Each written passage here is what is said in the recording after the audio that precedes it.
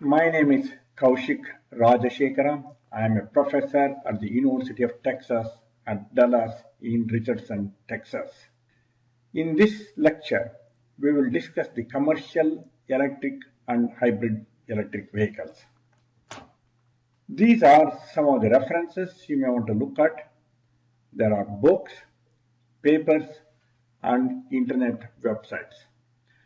Toyota has produced a number of hybrid vehicles. These include Prius hybrid, Camry hybrid, Lexus, and a few other hybrid vehicles. Still, Toyota is working on new types of hybrid vehicles and plug-in hybrids, leading to 10 models and selling more than 1 million vehicles per year. This data is taken from Oak Ridge National Lab website. The links are listed under references. This table gives an idea about the electric power, propulsion motors, battery types, battery voltage, battery capacity, and other details for different Toyota hybrid vehicles. Now, we'll start with Toyota Prius. The most popular hybrid vehicle is Toyota Prius. The 2010 Prius is powered by advanced gasoline-electric hybrid powertrain. A 1.8-liter four-cylinder engine combines with a pair of electric machines, one for propulsion, that is 50 kilowatts, and the other electrical system is the generator for producing the onboard electrical power that is driven by the engine, that is 33 kilowatt engine. And these are all coupled through a planetary type continuously variable transmission. The battery for Toyota Prius is 202 volts, and for a Camry it is 288 volts. Both are nickel metal hydride batteries. The Prius takes 10.1 seconds to accelerate from 0 to 60 miles per hour. The EPA estimates the 2010 Prius will return 51 miles per gallon in the city, 48 miles per gallon in the highway, and combined highway and city is 50 miles per gallon. The architecture of Prius is shown here. You can see the engine driving the generator through a planetary gear set, and the generator output is converted to DC, and that is used for charging the batteries through a boost converter. That is a buck boost converter. Actually, it is a buck boost converter, and while charging the battery, it acts as a buck converter.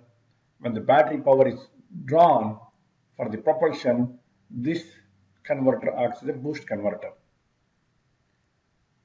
Then there is another inverter that is not exactly shown here, but it is inside this block, that provides the variable frequency, variable voltage AC power to this propulsion motor.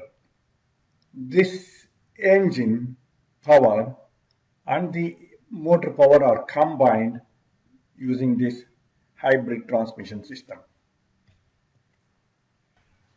The energy flow in Toyota hybrid system is shown here. The very original Prius had a battery voltage of 274 volts, and there was no DC-DC converter. That was the one that is the buck boost converter. That is the one shown here. That is the boost converter that is shown here. That was not in the original Prius. The Toyota hybrid system 2, or hybrid synergy drive, had this boost converter, and with a battery voltage of 202 volts, and it was boosted up to 500 volt system. So the DC link voltage in Toyota hybrid system 2 was 500 volts. The architecture, you can see from here, there is a generator and an inverter or a converter which converts AC to 650 volts DC, And this motor is the propulsion motor, which gets its power from the 650 volts DC, and this inverter converts this DC to AC. This is a buck boost converter which charges the battery as a buck converter and provides the power to the propulsion as a boost converter. Although it is 288 volts here, that is shown here, that is mainly for the Camry hybrid and Lexus hybrid systems. In Toyota Prius, it is still 202 volts battery pack. Let us look at the operation of the Toyota Prius vehicle. Under starting or moving under very low load conditions, the propulsion power is completely provided by the battery and the electric motor. Under normal driving conditions, the engine will be driving the vehicle. The excess power of the engine is used for driving the generator, and the generator output is converted to DC and it charges the batteries. During deceleration, the regenerative energy is used for charging the batteries. Under full throttle acceleration, that is when a vehicle is passing another vehicle or during hill climbing, the vehicle is driven both by the engine and the electric motor. The engine power and the electric motor power are combined in the hybrid synergy system, that is the power split device in the transmission system. They are all combined together and provide the propulsion power. And during deceleration, the regenerative energy is used for charging the batteries.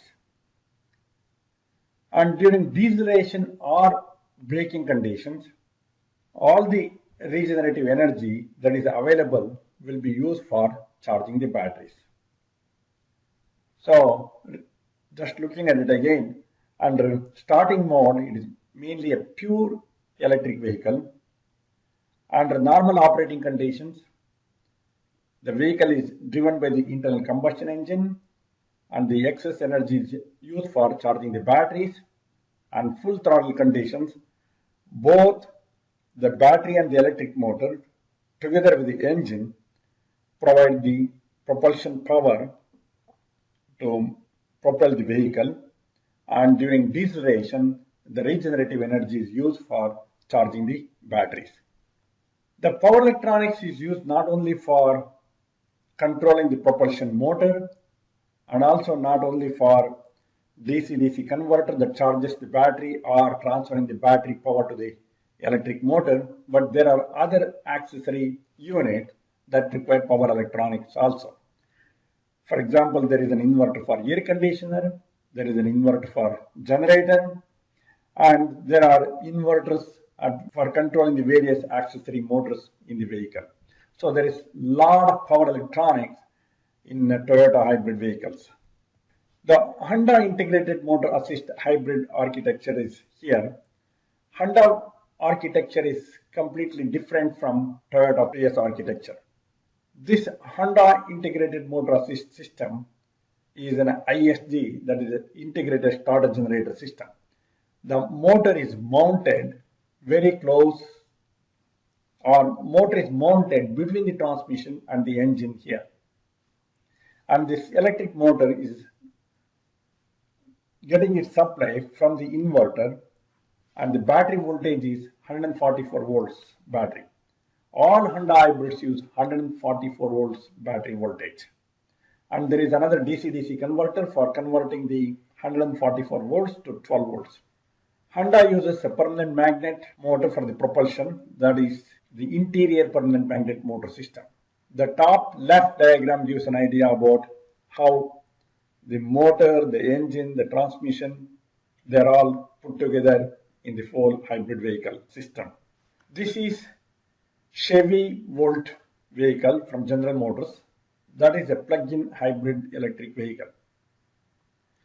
The Chevy Volt from General Motors has been described as an extended range electric vehicle, or EREV.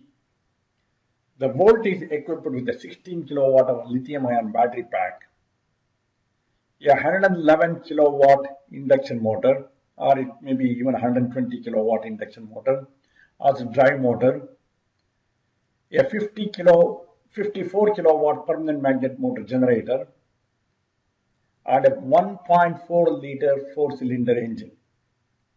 The generator is used for charging the batteries. That is, generator is driven from the engine and the generator output is converted to DC and it charges the batteries. The initial driving range of 25 to 50 miles can be achieved by using energy from the onboard battery, that is lithium-ion battery, and additional driving can be achieved by using gasoline. So its EV range is 25 to 50 miles based on EPA city cycle and depending on terrain, driving techniques, and temperature. General Motors EV1 electric vehicle. This is GM EV1 was a high technology electric vehicle. It was a battery operated electric vehicle based on lead acid batteries and induction motor as propulsion motor. It was offered for lease in 1996 and was the first mass-produced purpose-designed electric vehicle from a major automaker and the first GM car designed to be an electric vehicle from the outset. Because of the limited range of the lead-acid batteries, in 1999, GM switched to nickel metal hydride batteries that offered a longer range but at a much higher cost. Nissan Leaf is another electric vehicle that is commercially available now. It is a pure electric vehicle. It uses a 80 kilowatt permanent magnet synchronous motor as drive motor, has a 24 kilowatt hour laminated lithium-ion battery, and it has a range of about 80 to 100 miles. Tesla is very well known for making electric vehicles and they are very popular electric vehicles. There are several models in Tesla vehicles, the Tesla Roadster, now the Model S, and there are several other vehicles. The one feature that is to be noticed in Tesla electric vehicles is that they use a number of laptop lithium-ion batteries and put together. For example, Tesla Roadster had 6,831 lithium-ion batteries to get the required voltage and the power that is to propel the vehicle. And it has a 100,000 mile life expectancy and it uses three-phase, four-pole electric induction motor of 250 kilowatt. And it takes 0 to 60 miles per hour in less than 4 seconds to accelerate. 48 volts micro hybrid start-stop system. Start-stop technology is gaining momentum due to stringent carbon emission norms enacted by European Parliament and the need by vehicle manufacturers to meet these stringent norms. In Europe, more than 50% of the newly registered vehicles likely to have start-stop as standard technology after 2013. Even though the technology is widely utilized for small and mid-segment cars in Europe, it also has high potential for compact and luxury car segments. It can be expected that especially micro and mild hybrid technology will gain increasing relevance in the coming years as technological challenges are solved. For example, the challenges related to 48 volts high voltage electrical system. Start-stop is a key technology to be used in conjunction with other fuel-saving technologies to attain the stringent carbon norms of 2020. This diagram shows the Infineon system, that is the Infineon system that is being built for 48 volts start-stop hybrid system. Infineon has developed a system that can be used to control the motor generator system in an automobile to achieve start-stop operation at 48 volts.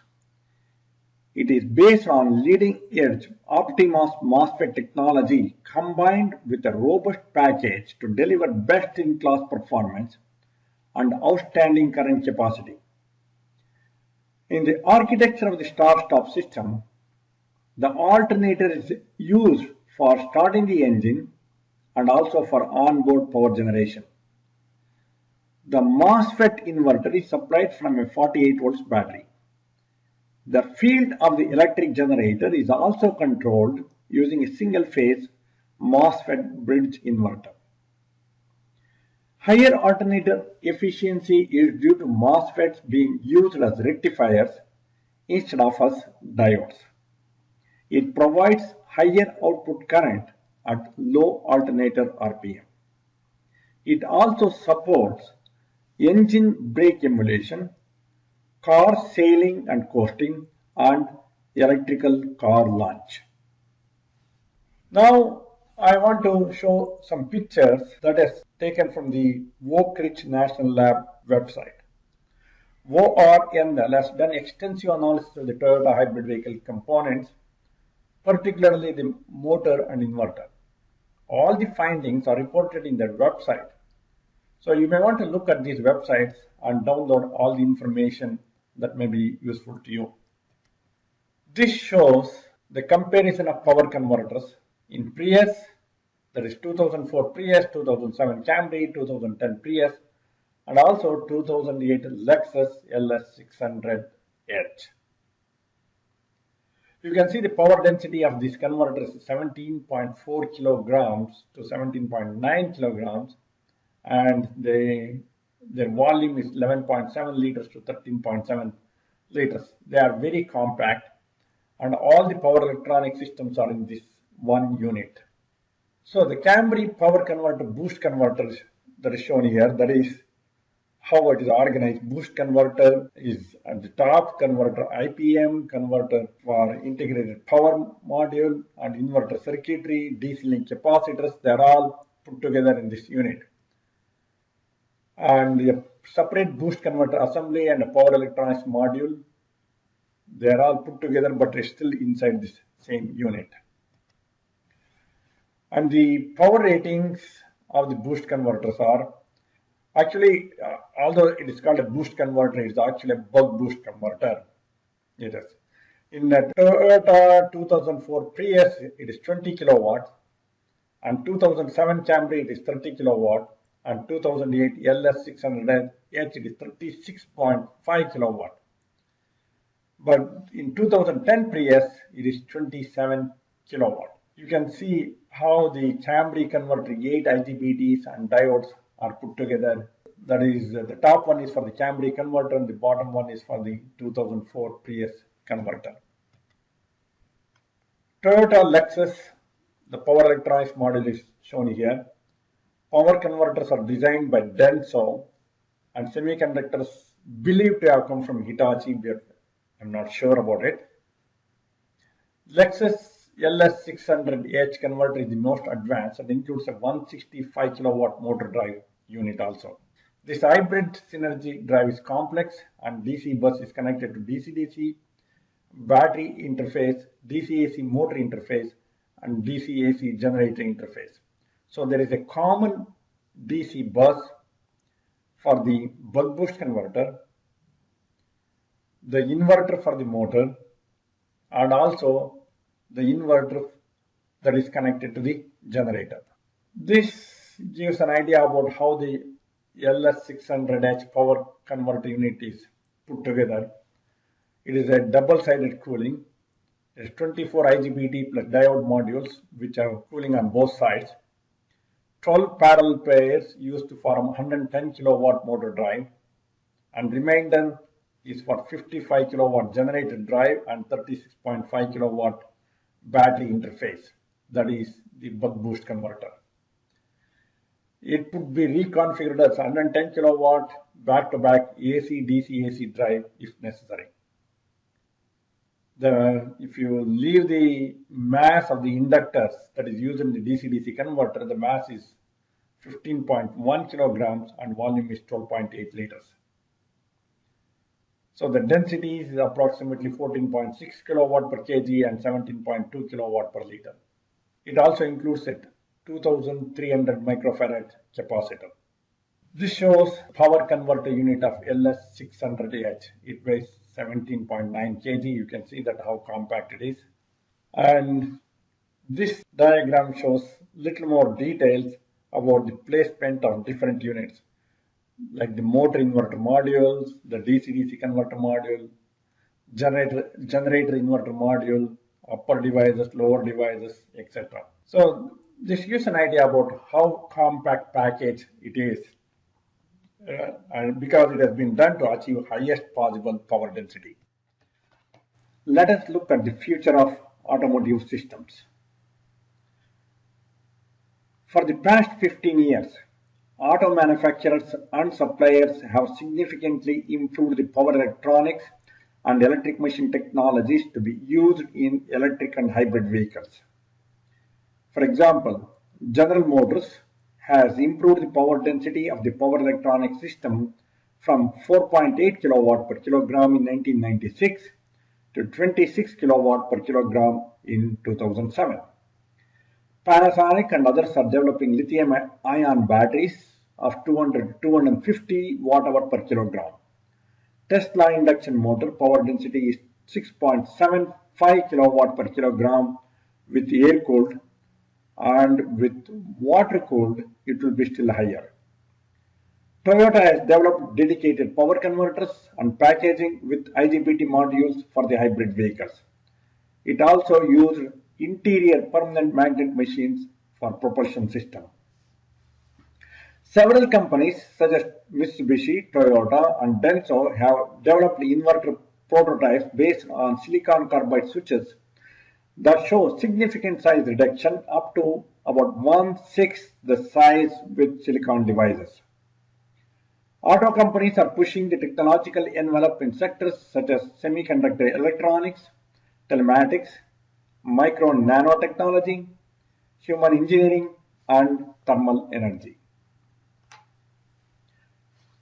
This chart shows the growth in electronics and control system from the 1970s to 2020. For the past 60 years, the reliable 12-volt system has served the automobile very well. In the last 40 years, engine control modules, air conditioning, power seats, power windows, and other electrical systems have increased the demand on the 12-volt system to the point that today's alternators can barely keep up. Tomorrow's vehicles will have hybrid systems and fuel cells at the power plants. They will demand innovative electric motors and power electronics. We may see the mechanical systems being replaced by X-by-wire electronic system, which require power electronics. X-by-wire system means roll by wire, throttle by wire, brake by wire, steer by wire, and all this put together is called X-by-wire system.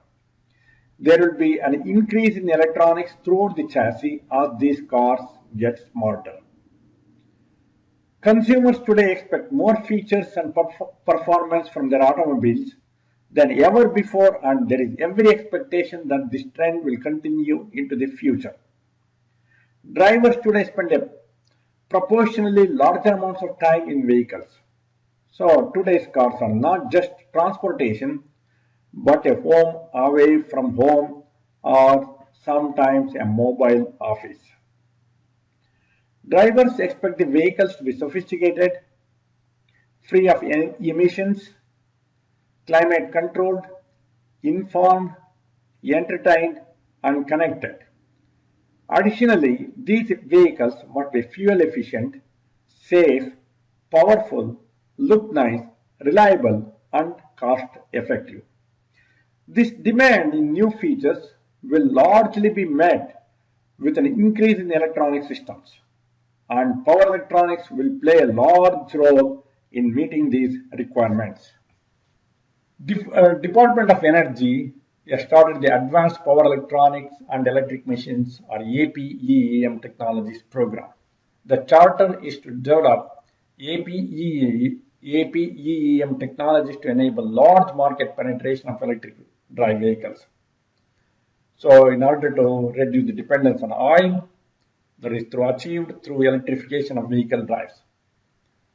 The requirement is 55 kilowatt peak for 18 seconds 30 kilowatt continuous, 15-year lifetime. You can see here the technical targets. In 2020, the traction drive system has to have 1.4 kilowatt per kg or 4 kilowatt per liter, costing $8 per kilowatt.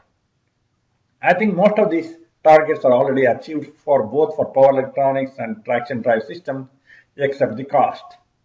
The cost is a major problem in moving forward with less expensive electric and hybrid vehicles. This shows all the aspects that is being looked into in developing electric and hybrid vehicles: power electronics, electric motors, traction drive systems, thermal management. So these are all part of the APEEM R&D program. So that involves coming up with innovative technologies, high temperature devices like silicon carbide, gallium nitride devices, and high temperature capacitors, replacement for permanent magnet machines, that is non-rare earth based electric machines, and also thermal management systems, etc. So the focus for the power electronics is new topologies for inverters and converters, that is the avenue to achieve significant reduction in power electronics weight, volume and cost, and improve the performance. And wide band gap semiconductors produce higher reliability, higher efficiency that enables high temperature operation. And packaging is the key.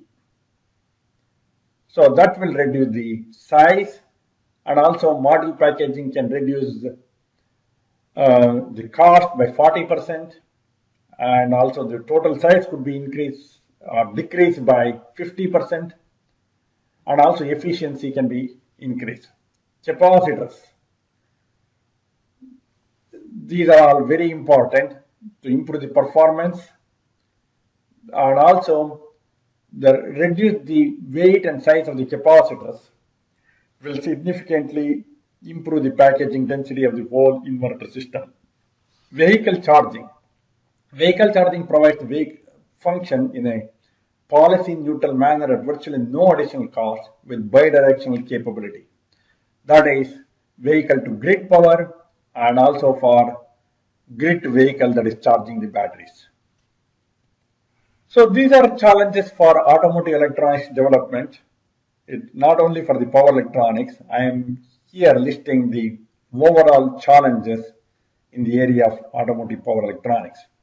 So we need relentless cost reduction, relentless size reduction, reduce manufacturing complexity, quality and reliability demands, increasing electrical loads due to new features that needs to be taken care of, operation in a hostile environment, that is very high temperature, and also to withstand sand, gas leaks, and many other environmental hazards. Meeting federal regulations, focusing on active safety, developing new products and technologies that are different in the marketplace, and product lifecycle management. And finally, to reduce the overall emissions from the vehicles. So let us review some of the questions and what we have learned in this lecture. So I would suggest you prepare a table showing the battery voltage and kilowatt hour, motor power, DC-DC converter power for the 2013 Prius, Camry hybrid and Lexus hybrid vehicles. In the lecture, I presented all these values for 2010 vehicles and also for the latest Camry hybrid and Lexus hybrid vehicles, but it is not listed for 2013. So you may want to look at some of the websites and prepare this table. So what is the architecture difference between Toyota Prius and Honda Insight hybrid vehicles? Toyota Prius is a full hybrid vehicle where the transmission is the hybrid synergy drive with the planetary gear system, and the motor power and the engine power all combined in this synergy system. In a Honda Insight, it is an integrated starter generator system The electric motor is mounted between the transmission and the engine. So it is a crankshaft mounted starter generator system. So what power devices are used in 48 volt start-stop vehicles? What is the reason for using these devices? So MOSFETs are used because it's a 48 volt system. You can use 100 volts devices, so you can have a better efficiency. It has a lower voltage drop, and also it has lower switching losses, hence you can have a better efficiency. So thank you very much, and thanks for everything. If there is any questions, please send me an email. Thank you.